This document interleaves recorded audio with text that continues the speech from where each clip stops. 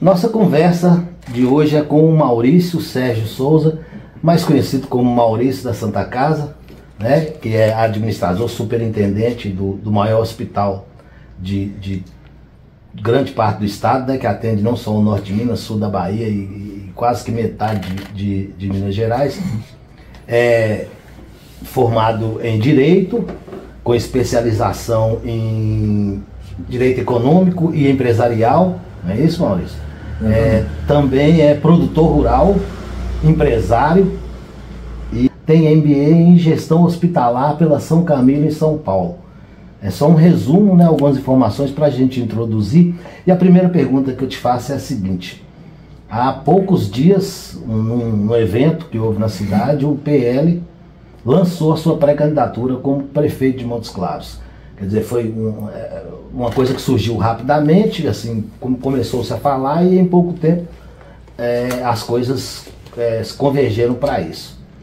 Você pode dizer que é uma decisão irreversível? A sua candidatura é irreversível? Você é candidato a prefeito de Montes Claros? Sem sombra de dúvida. Primeiro quero agradecer a revista Tempo, agradecer a Patrícia, a todos vocês aqui por esta oportunidade de batermos este papo, de falarmos um pouco sobre esta trajetória, sobre esse novo desafio. E de fato é isso mesmo. Em alinhamentos com o PL, já está literalmente definida a minha pré-candidatura como um pré-candidato a prefeito da cidade de Montes Claros, da nossa querida Montes Claros. É um quadro irreversível, obviamente ainda como todos, como pré-candidato. Oficialmente, só nas convenções no mês de agosto é que oficializa, mas o alinhamento interno do PL é o Maurício Sérgio, o Maurício da Santa Casa, o pré-candidato a prefeito da cidade de Montes Claros. E como é que iniciou esse processo? Foi mais uma vontade sua ou foi mais uma vontade do próprio partido, dos companheiros, de procurarem você para aceitar esse desafio? Veja bem, na eleição passada eu já havia recebido alguns convites para disputar uma vaga como deputado. E aí, fazendo uma análise do cenário, uma análise da própria instituição no momento em que ela vivia, eu entendi que não era o momento, até porque o meu perfil era um perfil mais para o executivo do que do próprio legislativo. E agora, recentemente, assistindo aí o cenário da nossa cidade, a situação com relação à saúde principalmente, com relação à cultura, ao esporte, o serviço social da cidade, eu comecei a fazer uma avaliação desse cenário todo e resolvi então colocar o meu nome em apreciação. Quando tomei essa decisão, eu fui avaliar a questão partidária. E o partido que eu mais me identifiquei com relação a princípios, a valores, com relação inclusive aos próprios parlamentares e as suas ações, as suas atitudes, as suas posturas, foi de fato com o PL. Então nós iniciamos uma conversa, eu já havia recebido alguns convites de alguns outros partidos, dos quais eu até agradeço, mas não batia com o perfil que eu me identifico. Então nós tivemos algumas conversas no PL, com a presidência aqui municipal, depois com a estadual, e por fim com o deputado Nicolas Ferreira, que é o deputado majoritário aqui em Montes Claros, foi o deputado mais votado no estado de Minas Gerais, mais votado no Brasil, e depois de uma boa conversa, uma boa sabatina, ele então chancelou o meu nome. Ele sendo o majoritário, é ele quem faz a escolha do representante do PL aqui na cidade de Montes Claros. O Nicolas foi majoritário em mais de 600 cidades no estado de Minas Gerais. Apesar de jovem, é muito preparado. Então, fizemos esse alinhamento e tomamos essa decisão, e o resultado se iniciou aí no dia 20 de maio, com a vinda do próprio Nicolas, a vinda do Domingos Salve, que é o presidente estadual do PL, a vinda da delegada Sheila, e o apoio, graças a Deus, de muita gente na cidade, chancelando de fato a nossa caminhada como pré-candidato a prefeito. Então foi uma escolha do Maurício e uma escolha do partido. O partido queria uma candidatura própria, queria uma pessoa que também se identificasse com os seus propósitos, com os seus objetivos. O PL tem um projeto nacional que começa nos municípios. Então, isso deu muito certo. A gente montou a comissão provisória e tem funcionado e tem dado certo. Antes de aprofundar um pouquinho mais nessa questão partidária e política mesmo da candidatura, eu queria que você fizesse um balanço dessa pouco mais de uma década, não é isso que você ficou à frente da Santa Casa, que é inclusive o posto que te tornou mais conhecido e que culminou com essa candidatura. Que balanço que você faz desses 2013, se não me engano, para cá? Eu fico muito feliz, primeiro, registrar mais uma vez, e faço questão de fazer isso, os meus agradecimentos ao meu antecessor, ao Samuel Figueira, e ao Eli Penido, que foram as duas pessoas que me convidaram para assumir o cargo de superintendente da Santa Casa de Montes Claros. Eu trabalhava em uma multinacional do ramo de telecomunicações, não conhecia a estrutura hospitalar, mas recebendo o convite, aceitei o desafio. Eu gosto muito desses desafios. Ainda jovem, com 37 anos de idade, assumi esse desafio. O Samuel, ele fez um trabalho espetacular na Santa Casa, porque ele pegou uma Santa Casa literalmente falida, destruída, e melhorou muito. Eu, quando cheguei na Santa Casa, a Santa Casa ainda vivia por momentos de muita turbulência, de muitas dificuldades, com uma perseguição tremenda da administração municipal daquela época. E isso fez com que eu encarasse esse desafio com uma responsabilidade muito grande, e para mim foi um balanço muito positivo.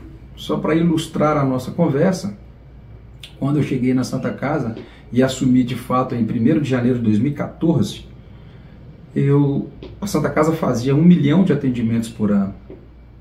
Fechando esse balanço agora 10 anos depois, a Santa Casa faz 2 milhões de atendimentos por ano.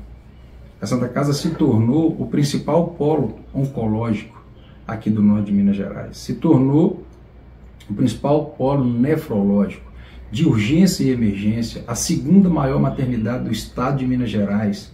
Implementou diversos serviços nas áreas, nos transplantes de fígado, de rim, de córnea, de medula, de músculo esquelético, de pâncreas. Então a Santa Casa, ela teve uma inovação gigantesca. Nós conseguimos humanizar o hospital em todas as suas unidades. Os quartos do SUS receberam ar-condicionado, receberam papel de parede, piso, pintura. Isso tudo com o apoio da sociedade, com o apoio da comunidade. Obviamente, nós tivemos um incentivo muito bom, muito grande, muito importante dos parlamentares.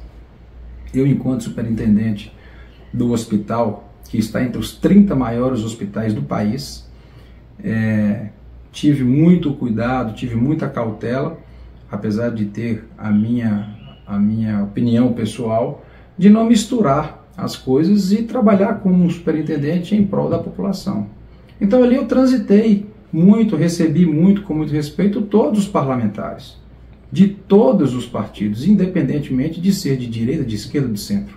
O importante naquele momento era, de fato, fazer com que a instituição crescesse, desenvolvesse e eu pudesse proporcionar o melhor campo, a melhor condição para os médicos praticarem a melhor medicina.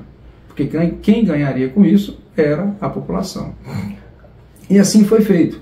Então é um balanço muito positivo. É um balanço onde a Santa Casa atualmente tem mais de 3.000 equipamentos no seu parque com relação à tecnologia. Nós desenvolvemos painéis de gestão à vista e gestão online, que a informação, para quem é gestor, sabe que a informação é o principal para você fazer uma boa gestão. É onde você acerta mais e erra menos. E nós desenvolvemos tecnologias lá que foram exemplo para o Brasil inteiro. Tanto que a Santa Casa foi muito premiada. A Santa Casa foi a primeira Santa Casa do Brasil a ser acreditada em excelência nível 3 pela ONU, que é uma certificação do Ministério da Saúde. Maurício, os avanços são inquestionáveis, que são números, mas também tem alguns problemas. Como que o cidadão comum, por exemplo, que enfrenta um pronto-socorro superlotado, ou a crise na questão da pediatria, ou os problemas com os planos de saúde que se afastaram, que houve rusgas, como que você pretende convencer essa população que chega lá na frente, que apesar desses problemas, você, se eleito prefeito de Montes Claros, vai melhorar a saúde de Montes Claros? espetacular a sua pergunta. E muito importante para que a gente esclareça isso para a população. Vamos lá. Pronto-socorro. Foi o maior erro da história das administrações de Montes Claros manter em Montes Claros apenas um pronto-socorro com toda a questão do trauma 24 horas por dia. A minha gestão, a minha administração é da porta do hospital para dentro. Da porta do hospital para fora existe uma rede construída, que por sinal foi a primeira rede do estado de Minas Gerais, que foi construída pelo estado de Minas, pelo governo de Minas, englobando todos os municípios que são sede de polo, que é Janaúba, Januária, Pirapora. No entanto, os pacientes chegam como vaga zero. Aí eu tenho um contrato, eu, Santa Casa, tenho um contrato com o município, eu tenho um pronto-socorro com uma capacidade instalada de 20 pacientes, com 20 leitos, e chegam todos os dias 30, 40, 50. Olha para você ver como é que isso é injusto. Nós tínhamos nas administrações anteriores um pronto-socorro no Hospital Arutorim, que foi fechado. Nós temos 5 hospitais e nós temos pronto-socorro com traumatologia, com especialistas 24 horas, somente na Santa Casa de Montes Claros. Como é que você deixa, por exemplo, um serviço de neurologia de um hospital como o Arutorim ser fechado e ser levado para Janaúba? Aconteceu recentemente no ano passado. Então Montes Claros ficou com todo praticamente o norte de Minas, as principais cidades de sede aqui, com neurologista exclusivamente na Santa Casa de Montes Claros. Isso traz uma superlotação que foge do controle. Então quando você coloca o pronto-socorro vive superlotado, vive. Porque o paciente não tem outra alternativa. Então, independe da Santa Casa. A população tem que olhar, isso é como a teoria do copo meio cheio ou meio vazio. Eu só tenho a Santa Casa. E se eu tirar a Santa Casa, então? Qual a oportunidade que nós vamos ter? Com isso, você está querendo dizer, então, que a gestão do sistema como um todo, a administração gerindo a saúde, não foi tão eficiente quanto a administração da Santa Casa, por exemplo? Exatamente, não foi eficiente. Vou te dar um exemplo. Tem 10 anos que eu cheguei à Santa Casa. Nós estamos lutando, a Santa Casa doou um terreno de 50 mil metros para a construção do Hospital de Urgência e Emergência, que algumas pessoas chamaram de Hospital Regional, outras chamaram de Hospital do Trauma. Nós desenvolvemos um projeto. O Hospital de Urgência e Emergência é um hospital de 405 leitos. Nós somos o segundo maior entroncamento rodoviário do país. E aí eu te pergunto, se eu tenho um hospital de urgência e emergência, eu tenho todos os dias nos corredores da Santa Casa 30, 40 pacientes aguardando um leito. Se a cada 5, 6 minutos chega uma ambulância na porta da Santa Casa, deixa um paciente e fala, você é referência exclusiva, e eu coloco o paciente no corredor, agora eu convido qualquer um para chegar no corredor da Santa Casa, chamar um paciente e falar, eu vou te tirar daqui. A primeira resposta que você recebe, sabe qual que é? Eu vou chamar a polícia que vocês não me tiram daqui. Porque não tem para onde ir. Todos os dias, se vocês forem, podem pegar os mapas, tem paciente dos outros hospitais, não de todos, mas de alguns hospitais, sendo transferido para a Santa Casa. Por quê? Porque é uma Santa Casa que tem equipamento. Você pega num hospital de cidades de menor porte, não tem um tomógrafo, não tem uma ressonância, não tem um ultrassom, então transfere para a Santa Casa porque lá tem. E todos os hospitais, na devida proporção, recebem o seu recurso. Então, passo número 1, Edmilson, focar no hospital de urgência e emergência. Nós teríamos ali, acabava com qualquer paciente nos corredores. Sabe qual prefeito correu atrás disso? Nenhum. Nenhum prefeito que passou por Montes Claros teve esse interesse. E você acredita que o orçamento previsto, parece, se não me engano, 700... para esse ano, 718 milhões, alguma coisa assim, ele seria suficiente para que funcionasse melhor? Qual o orçamento de 700 milhões? O orçamento milhões? da saúde para Montes Claros. Veja bem, uma coisa é o orçamento da saúde de Montes Claros, outra coisa é o custeio do hospital. O custeio do hospital, ele passa pelo governo de estado e pelo governo federal, porque quem paga a produção é o município, quem paga a produção é o governo federal. O município de Montes Claros, para 2024, tem uma arrecadação superior a 2 bilhões de reais. 2 bi. Só para a saúde? Não, o orçamento do município.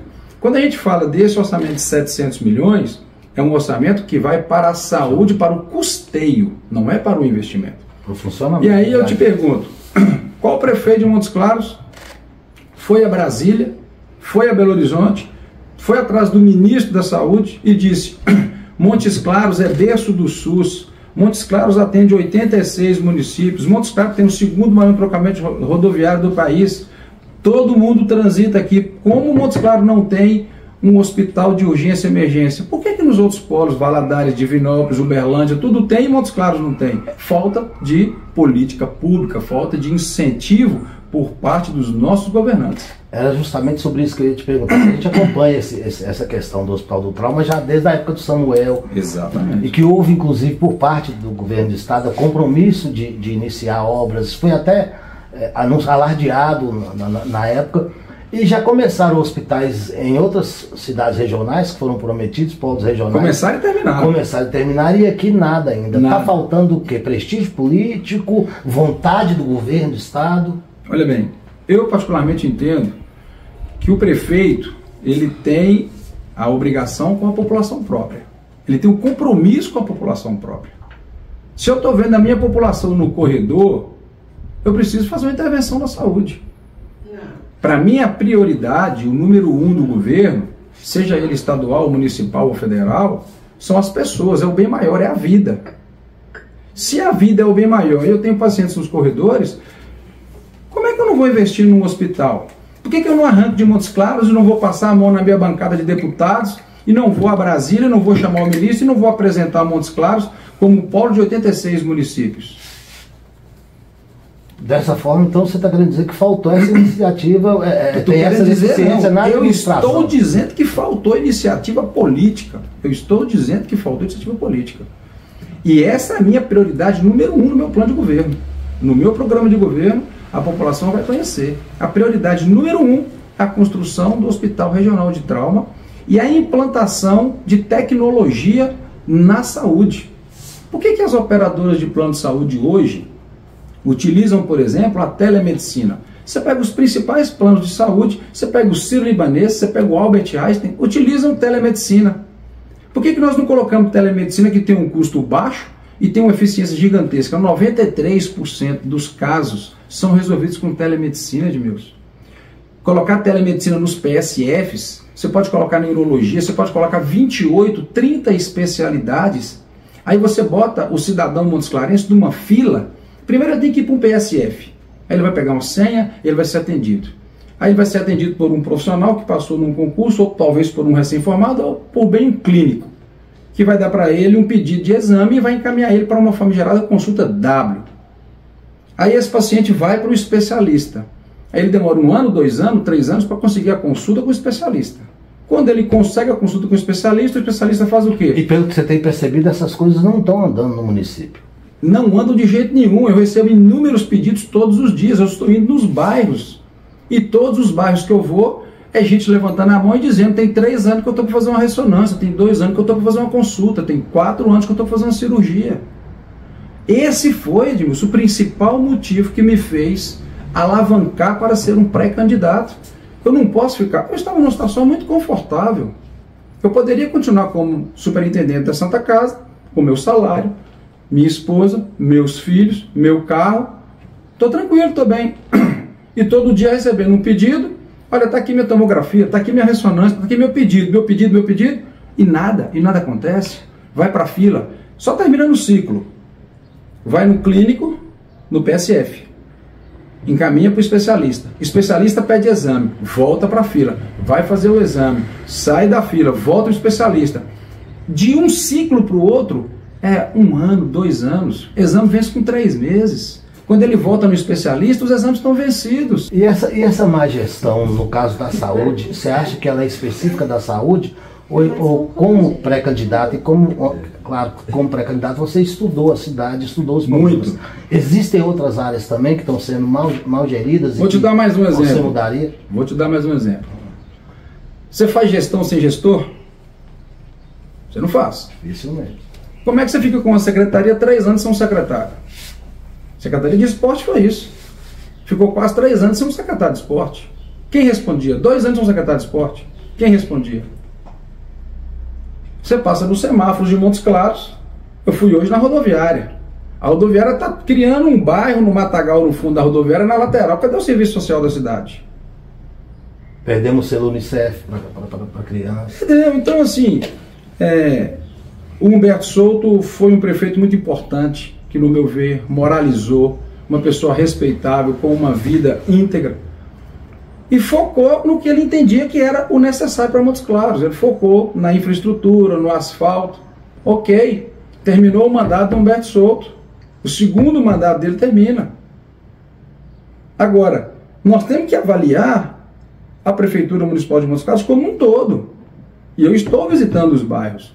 Eu recebo gente lá, recebia até a última semana de maio, quando eu desincompatibilizei no hospital, e vendo problema de toda forma. Eu fui ajudar a fazer o campeonato da Copa José Maria Melo, quando o pessoal do Casimiro me chamou e eu não ia conseguir fazer a Copa José Maria Melo, eu fui lá ajudar a fazer. Fui me envolver no esporte. E eu nem pensava de pré-candidatura. Fui lá. Sabe o que nós conseguimos com a prefeitura? Nada.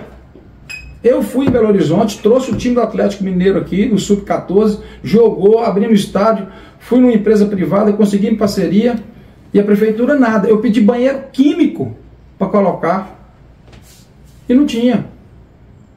Recentemente, eu mostro aqui, tem os ofícios, 2018, 2019, 2020, eu pedi para construir um banheiro na Praça Honorato Alves, em frente à Santa Casa, porque eu vou lá. Agora, faltando 4 meses, é que está falando de construir o banheiro, que também não está pronto. As obras na rodoviária, eu fui lá hoje. Obra de 5, 6 anos, 3 pessoas fazendo uma obra sem um EPI. E os próprios funcionários falaram lá comigo hoje. Nós já pedimos aqui capacete, pedimos pincel, pedimos luva, pedimos óculos. Não vem, porque diz que não tem. Então, Edmilson, a minha preocupação é que nós temos uma cidade que tem 2 bi de arrecadação por ano, com 400 milhões em caixa, e que infelizmente não está cuidando das pessoas. A prioridade da administração atual não é cuidar das pessoas. E a prefeitura precisa, no meu ver, e isso eu vou fazer acontecer, cumprir a sua função social. Então, quais seriam as prioridades de um futuro governo Maurício? Vamos lá. Prioritariamente a saúde. As clínicas, na parte da noite, nos finais de semana, dormem. Você pode criar os mutirões. Você pode construir em pouco tempo um centro de imagem. O município de Montes Claros, até onde eu sei, não tem um equipamento, não tem um automóvel, não tem uma ressonância. Você constrói um centro de imagem para que você dê vazão nessas filas. Até que isso fique pronto, você faz uma parceria direta com as clínicas, com os hospitais. Agora, não é fazer parceria direta para chegar com a tabela SUS de 2003, de 2005 e achar que o povo vai fazer um atendimento pelo valor da tabela SUS. Você pega as principais prefeituras, existe um incentivo. Você pega as principais prefeituras, existe uma negociação direta com o hospital e uma negociação direta com o prestador médico, com o profissional que vai fazer o serviço. Você não pode chamar, Edmilson, um hospital e dizer para ele: eu vou te contratar pela tabela SUS, mas o profissional é problema seu. Você acha que isso é um dos problemas que está sendo constatado, uma evasão de profissionais de medicina de Montes Claros? Porque vários profissionais estão saindo daqui para trabalhar em outros lugares onde existe um incentivo maior. Sim, você pega o Espírito Santo, paga 3, 4 vezes a tabela. Você pega Chapecó, paga 3, 4 vezes a tabela. Você pega Belo Horizonte, tem o SUS Plus. Essa evasão, ela é real? Ela é real. Ela é real. Eu perdi profissionais da Santa Casa que foi para o Espírito Santo fazer cirurgia cardíaca. Então, por quê? Porque não existe essa negociação. Os planos de saúde estão do mesmo jeito. O plano de saúde está com um problema sério. Eu atendo na Santa Casa de Montes Claros, atendia na Santa Casa de Montes Claros, 42 convênios. Volta e meia tem um convênio ficando inadimplente porque não está dando conta. 78% dos atendimentos da Santa Casa são do SUS. São do Sistema Único de Saúde. Aí um médico que há 10 anos fazia uma cirurgia de joelho e recebia R$180, o salário mínimo era 150, hoje ele continua recebendo 180, R$200, o salário mínimo é 1.300, 1.300. Então, se você não tiver uma valorização do profissional da saúde, se você não tiver uma valorização do prestador, chamar o prestador para a mesa, mostrar, convencer ele, discutir com ele o custo, não adianta, você vai fingir que paga e o prestador não dá conta de atender. Só para ilustrar mais ainda, ainda. Finge que atende. Não é finge que atende, porque os hospitais de Montes Claros estão pagando essa conta. Tanto estão pagando essa conta que a Secretaria Municipal de Saúde, olha bem o que eu vou lhe dizer, a Secretaria Municipal de Saúde alegava o tempo inteiro que os hospitais estavam ricos, cheios de emendas. Aí resolveram mandar fazer um estudo. Contrataram, acertaram com a Federa Santas, acertaram com o COSEMES, que é o Conselho Municipal, né? O Conselho dos Secretários, e mais um instituto lá não sei exatamente o nome do instituto, não. Para entender o custo real, como é que era a vida financeira dos hospitais. E mandou pegar tudo. SUS, convênio, particular, toda a receita, toda a despesa, abra as portas. A Santa Casa abriu as portas, o Dios Godinho abriu as portas, o Alô Tourinho abriu as portas, porque não tem o que esconder. Está lá as dívidas, está lá as contas. E aí você sabe qual foi o resultado? 90 milhões de prejuízo por ano para os hospitais. E a administração marcou, sabe com quanto? Com 30. Em 12 parcelas. Só que isso foi feito um estudo, se não me engano, de 3 anos. E os para trás? Infelizmente, os hospitais de Montes Claros estão, fazendo. Então não é ficar lançando obra, tem que ter planejamento. Você termina uma coisa para fazer a outra. E aí virou uma corrida contra o tempo. A verdade é essa. Eu queria fazer aqui um exercíciozinho contigo, em relação a seus prováveis adversários. Quero te falar de um por um e quero que você me diga a impressão que você tem deles, qual a informação que você tem em relação a eles. Vou começar com o candidato da administração, Guilherme Guimarães. Para mim, o Guilherme Guimarães é uma pessoa boa, uma pessoa correta, é um técnico e faz um papel importante de um bom secretário. Acho que é um bom secretário, mas não seria para Montes Claros um bom gestor por conta do perfil, que é um perfil de dar sequência nas obras. E Montes Claros precisa de uma pessoa com o perfil de cuidar das pessoas. Délio Pinheiro, atualmente deputado federal. Uma pessoa, no meu ponto de vista, admirável, uma pessoa que se apresentou muito bem, tinha, no meu ver, um futuro grande pela frente e, infelizmente, fez uma votação contra o povo, votou a favor do DPVAT, uma taxa que não deveria, no meu ver, existir. E, para mim, vai ter um pouco de trabalho para fazer uma retomada. Vamos lá, então. Rui Muniz, com quem você já teve alguns entraves na época da questão de saúde, quando ele era prefeito. Veja bem, pessoalmente, o Maurício não tem nada contra o Rui Muniz. Mas o Rui Muniz já mostrou o modus operandi dele. O Rui Muniz já passou pela prefeitura. E o que ele arrumou foi só confusão na cidade. Então, a população já conhece o Rui Muniz. Teve as suas contas reprovadas. Pela Câmara, pelo Tribunal de Contas e novamente pela Câmara. Inclusive, recentemente, decretou agora a recuperação judicial em algumas de suas empresas. Se não me engano, anteontem, essa semana. Então já demonstrou que, infelizmente, para a prefeitura, é impossível. E no caso do deputado Paulo Guedes, que teoricamente, no campo ideológico, é seu principal adversário, mas que já se sabe que vocês têm uma boa relação em relação ao Paulo Guedes. Olha, Paulo Guedes, ele tem a ideologia, ele tem o trabalho dele, é um deputado de esquerda, um deputado do PT. Eu não tenho absolutamente também nada contra a pessoa, nem dele, nem de nenhum dos outros candidatos. Obviamente, cada um faz a sua parte, cada um tem os seus princípios e valores. E o Paulo, ele faz um trabalho pró-governo Lula. É as coisas que ele acredita, é as coisas que ele entende que são corretas, que no meu ver não são corretas, porque o que a direita prega é justamente o contrário do que a esquerda prega, e o Paulo segue a vida dele. Assim, infelizmente, gostaria muito que o Paulo fosse diferente, mas é a vida dele. Então eu não tenho absolutamente o que dizer com relação ao Paulo Guedes. Vai ser um opositor, é um opositor porque é um opositor de esquerda, e eu não quero retrocesso para Montes Claros. Bolsonaro vem subir no seu palanque para contrapor Lula subindo no palanque do PT? não para contrapor. Bolsonaro vem subir no meu palanque para me dar o apoio conforme foi prometido pelo PL. No lançamento isso não acabou não sendo confirmado, né? Mas já está definido que ele vem. Não, já está definido que ele vem. Isso aí não tenha dúvida. O detalhe é que o Bolsonaro ele está sendo acionado no Brasil inteiro. O Bolsonaro virou essa liderança maior do nosso país. E aí teve ainda um problema da agenda, que ele teve que ficar internado alguns dias, então teve vários compromissos de agenda que foram adiados, como por exemplo do Bruno Engler em Belo Horizonte, foi adiado.